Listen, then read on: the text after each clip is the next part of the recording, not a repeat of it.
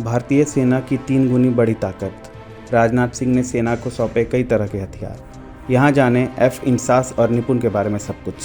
भारतीय सीमाओं पर बढ़ती चुनौतियों के बीच केंद्रीय रक्षा मंत्री राजनाथ सिंह ने कई स्वदेशी हथियार सेना को सौंपे हैं।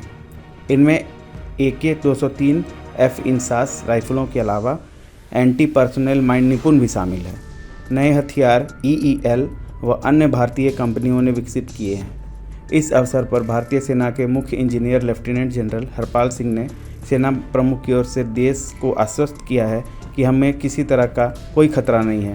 हम हर तरह की खतरों से निपटने के लिए तैयार हैं। लेफ्टिनेंट जनरल हरपाल सिंह ने कहा कि रक्षा क्षेत्र में स्वदेशीकरण को बढ़ावा देने में मदद करने के लिए भारत सरकार ने कई नीतिगत निर्णय लिए हैं।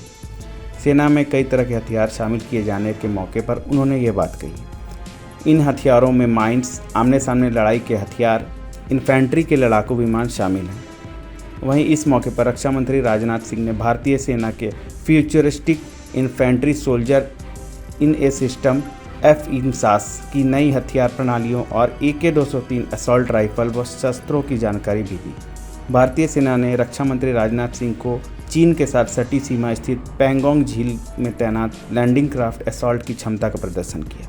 बता दें, लंबे समय से भारतीय सेना NMM-14 माइंस का प्रयोग कर रही है। हालांकि अब ARDI और भारतीय कंपनियों ने मिलकर नया एंटी पर्सनल बारूदी सुरंग बनाया है, जिसका नाम निपुण है।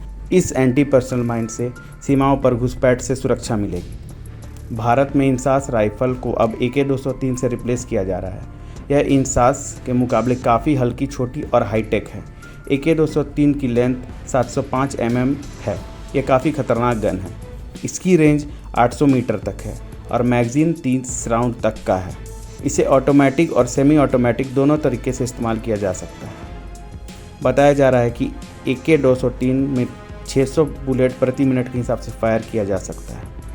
आधुनिक हथियारों, बुलेट प्रूफ जैकेट और यंत्रों से लैस भारतीय सेना के जवान के पास मल्टी मोड हैंड ग्रेनेड होगा, साथ ही मल्टीपर्पज़ चाकू भी। इनके जूते बारूदी सुरंग से इन्हें बचाएंगे। सेकेंड सब प्रोटेक्शन सिस्टम के तहत बने हेलमेट और बुलेट प्रूफ जैकेट काफ़ी ज़्यादा मजबूत और हल्के हैं। इनमें कई मॉड्यूलर पाउच, जिसमें ग्रेनेड्स, मैगजीन, रेडियो सेट्स और अन्य सामान रखे जा सकते हैं। थर्ड सब सिस्टम में कम्युनिकेशन और सर्विलांस सिस्टम होगा। हर सैनिक के पास एक रेडियो सेट होगा जो हैंड्स फ्री होगा। सेक्शन कमांडर अलग से कम्युनिकेशन सर्विलांस डिवाइस लेकर चलेगा ताकि रियल टाइम में अपनी टीम के साथ संपर्क में रह सके। प्रभातखबर.com, विश्वास वही, रफ्तार नहीं।